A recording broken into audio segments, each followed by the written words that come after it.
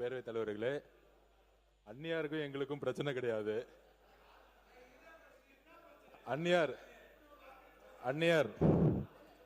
நான் உறுப்பினர் பிரேமலதா விஜயகாந்த் மேடம், நாங்களும் எங்களுக்கும் விஜயகாந்த் சார் ரொம்ப பிடிக்கும். இதே சட்டசபையில என்ன மாதிரி குரல் கொடுத்தாரு எங்களுக்கும் தெரியும். ரவுத்திரம் பழகுன்னு பாரதி சொல்லியிருக்காரு. ஒரு தவறோ ஒரு உண்மை இல்லைன்னா மட்டும்தான் நாங்க எந்திரிக்கிறோம். இதே பரமக்குடி எம்எல்ஏ அவர்கள் தொகுதி சார்ந்து பேசினாரு. நாங்க இதே இடத்துல அறிவிச்சோம். ஒலிம்பிக்கோடைய அகாடமி இன்டர்நேஷனல் ஸ்டாண்டர்ட் லெவல்ல திமுகவுடைய எம்எல்ஏ இருக்கக்கூடிய பரமக்குடியில் வருதுன்னு சொன்னோம். அப்ப ஒரு உண்மைக்கு மாறான தகவல் சொல்லும் பொழுது நாங்க எந்திரிக்கிறோம். மாண்புமிகு பேரவைத் தலைவர்கள் சொன்னார், ஒரு உதாரணம் சொன்னார். நாங்க ஒரு உதாரணம் சொல்றோம். எதிர்கட்சி என்பது தீக்குச்சி மாதிரி. அத அழகா கேஸை பத்த வச்சு பால் வச்சா நாங்க அமைதியா இருப்போம். நீங்க கேஸை புடுங்கி விட்டு பத்த வச்சுன்னா வெடிக்கும். நாங்க வெடிக்கக்கூடிய இடத்துல அப்படி இருக்கிறோம்.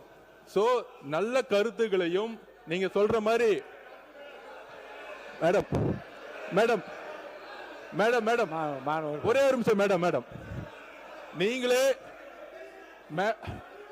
ஒரு நிமிஷம் பேசி முடிச்சிடறேன். அந்நியார்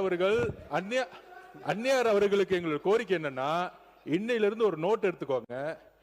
திமுக பேசும்போது ஏதோ ஒரு இடத்துல அரசையோ முதலமைச்சரையோ இல்ல எங்களுடைய கொள்கையிலையோ தவறுன்னு சொன்னா மட்டும்தான், இந்த பாருங்க இப்ப கூட கத்துறாங்க பாத்தீங்களா, நீங்க சொல்லணும்ல.